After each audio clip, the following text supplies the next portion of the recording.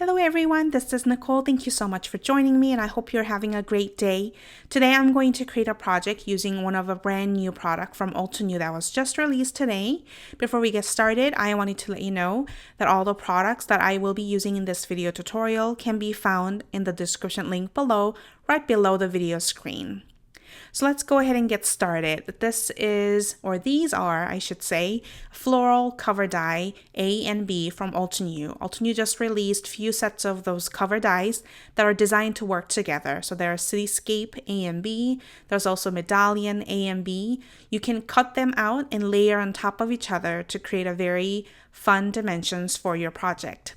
For today's project, I'm actually going to use only one of them. So I'll be using this floral cover die A, and I'm going to go ahead and prep my template.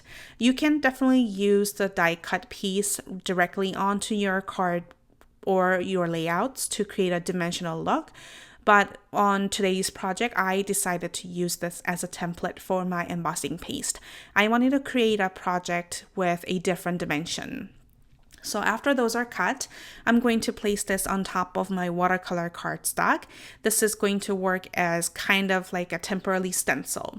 So dies are a great way to cut out some big patterns for your projects if you want to create some fun background, and use the die cut pieces as a stencil so that you can either blend the ink on top of each other or add embossing paste like I'm going to do it here. I'm going to go ahead and secure 4 sides of my die cut and the watercolor piece with some painter's tape so it doesn't move. And there are some die cut pieces where they're lifting up from the work surface. So I wanted to secure those with some multimedia mat, just adding a very tiny bit so that you can easily remove them later on. So for today's medium, like I said, I am using embossing paste. Notice that I'm using a white embossing paste. I actually wanted to create a gold embossing paste background. I didn't have that on hand, so I'm going to go ahead and mix different mediums together to create it. This is watercolor ground from Daniel Smith, and this is in gold. You can see that's a really bright, really nice, rich gold. And I'm going to go ahead and add a few of those grounds onto my watercolor, or actually embossing paste, and I'm going to mix them together. So watercolor grounds are great for preparing your sleek surface so that they are there to be watercolor friendly. And I decided to add those together because it's a little bit more thick than regular watercolor, so it's not going to make my embossing paste too thin. And it is a great way to add colors. So since this is a white embossing paste, it's going to soften that gold color a little bit. So I'm going to add just a little bit more of those watercolor ground and then make the color a little bit more intense. I didn't want to add too much because I didn't want the embossing paste to be too thin. You will notice that when you're mixing the embossing paste with more runny consistency medium, you will notice that the embossing paste texture and also the consistency change a little bit. So just mix it until it's still thick enough so that you can apply it onto your project. So after I mix those, I'm going to use my palette knife and adhere those or apply those DIY gold embossing paste onto my project. Notice that I am only applying into one direction. So from top to bottom, I am not really going back and forth because I didn't want to lift up any of those intricate die cut template. So just go ahead and apply as you go more embossing paste if you want a little bit more thick dimension on that certain part of the embossing or part of the die cut, or you can go really thin by scraping excess from the project. I want a little bit more texture on my embossing paste, so I went ahead and left some part a little bit more thick and some part a little bit more thinner. The leftover DIY gold embossing paste, I'm going to put this on a container so I can use it for later on. Now, after those are somewhat dried, I'm going to lift my painter's tape, and notice I am lifting it very carefully and pulling it from the side, not directly towards upwards, because this is going to help the template not to move around while I'm still removing the template. The embossing paste is still really wet, so just be careful.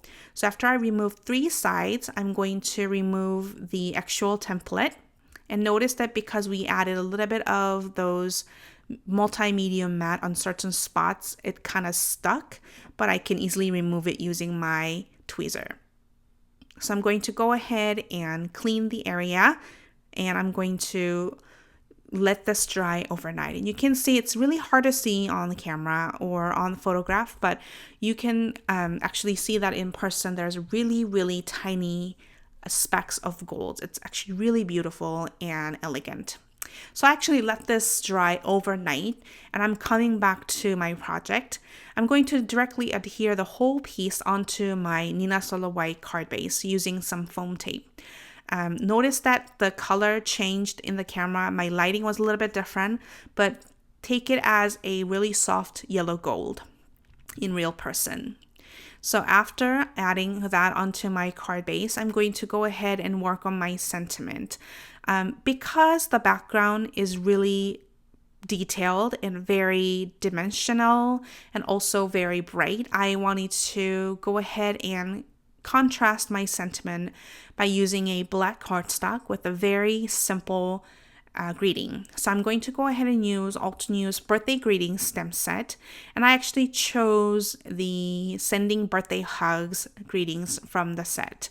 And this is going to be really simple and very clean. Great contrast to the background that we have going on. That way we can give the background a good amount of spotlight when you look at the card.